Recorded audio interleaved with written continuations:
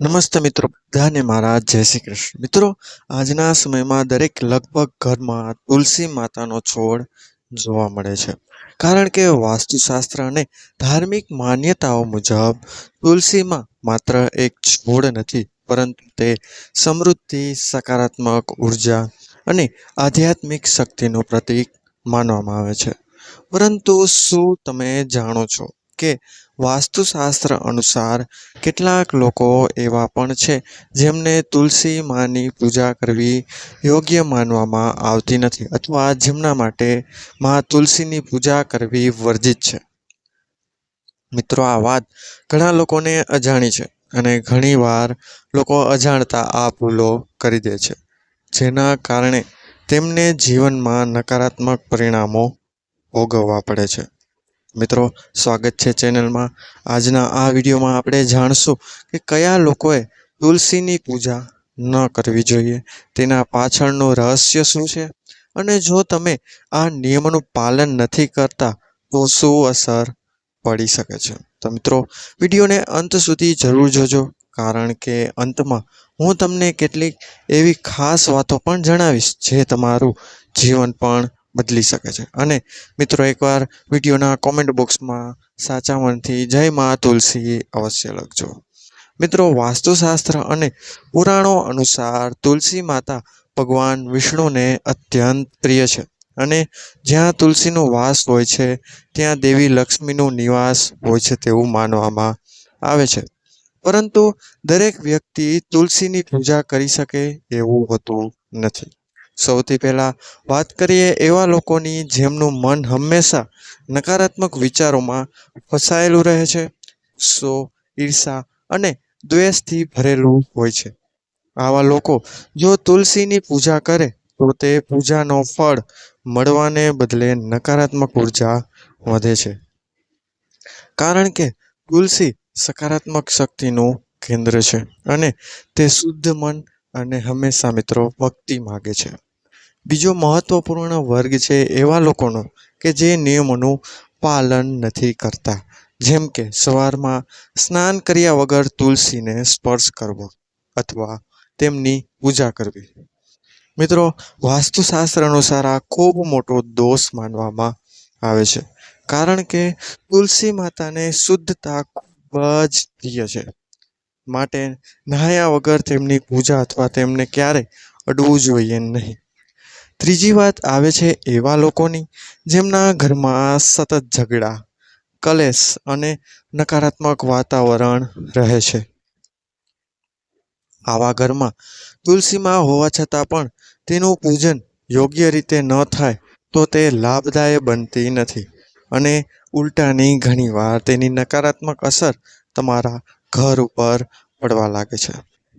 મિત્રો, ચોથી વાત કરીએ એવા લોકોની જેમના જીવનમાં અનૈતિક કાર્ય, ખોટું બોલવું, છેતરપિંડી અને અધર્મ વધુ હોય છે, એટલે કે વધારે પડતા ખરાબ કર્મો થતા હોય છે.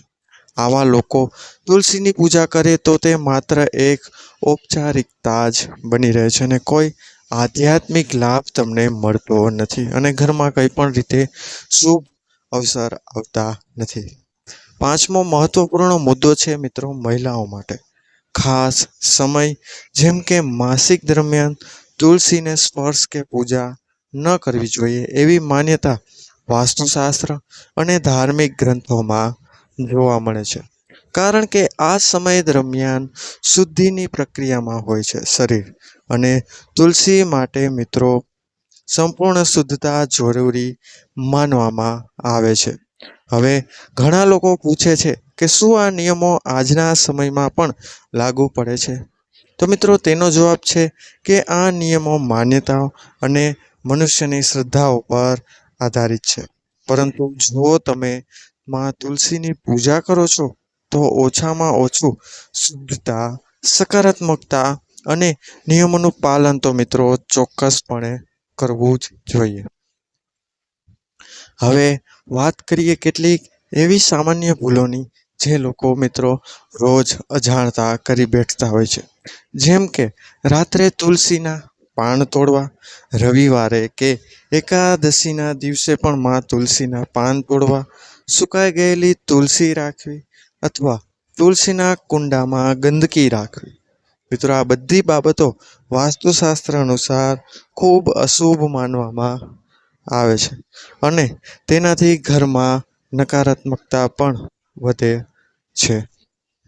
બીજી એક મોટી ભૂલ છે મિત્રો, એ છે તુલસીના છોડને ઘરના અંદર બંધ જગ્યા પર રાખવી, જ્યાં સૂર્યપ્રકાશ પહોંચી શકે નહીં, કારણ કે તુલસીને સૂર્યપ્રકાશ અને શુદ્ધ હવા ખૂબ જરૂરી છે. હવે તમે વિચારી રહ્યા હશો કે જો કોઈ વ્યક્તિ આ તમામ નિયમોનું પાલન ન કરી શકે તો શું તેને માતા તુલસી ઘરમાં રાખવી જ ન જોઈએ? તો તેનો જવાબ છે કે તુલસી રાખવી મિત્રો ખરાબ નથી, પરંતુ તેની પૂજા કરતી વખતે શ્રદ્ધા, નિયમ અને શુદ્ધતા જાળવવી ખૂબ જરૂરી છે. તુલસી માત્ર ધાર્મિક મહત્વ જ નથી રાખતી, પરંતુ તે આરોગ્ય માટે પણ ખૂબ લાભદાયક છે. જેમ કે ઇમ્યુનિટી વધારવી, તણાવ ઘટાડવો અને વાતાવરણ શુદ્ધ કરવું. તેથી જો તમે તુલસી ઘરમાં રાખો છો તો તેને માત્ર એક છોડ નહીં, પરંતુ એક જીવંત ઉર્જા સ્ત્રોત તરીકે માનવું ખૂબ જરૂરી છે.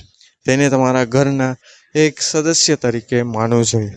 મિત્રો, અંતમાં એક ખાસ વાત યાદ રાખજો કે તુલસીની પૂજા કરતા પહેલા મન શુદ્ધ હોવું ખૂબ જરૂરી છે, કારણ કે સાચી ભક્તિ મનમાંથી આવે છે, માત્ર ક્રિયાઓથી નહીં.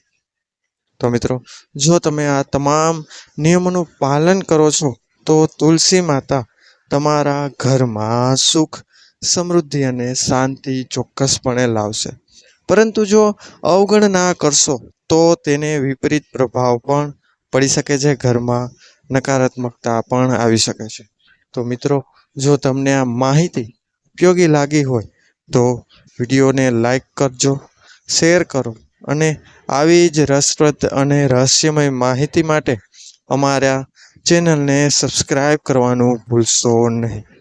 આ ઉપરાંત મિત્રો, આ વિડીયો તમારા મિત્રજનો અને પરિવારજનોમાં એ લોકોને અવશ્ય શેર કરજો જેઓ આ નિયમોનું હાલમાં પાલન કરી રહ્યા નથી. તો મિત્રો, મળીશું હવે આવા જ નવા વિડીયો સાથે, નવી જાણકારી સાથે. તથા વિડીયો કેવો લાગ્યો તેની રાય કોમેન્ટ બોક્સમાં અવશ્ય અમને જણાવજો. તો ત્યાં સુધી બધાને મારા હર હર મહાદેવ.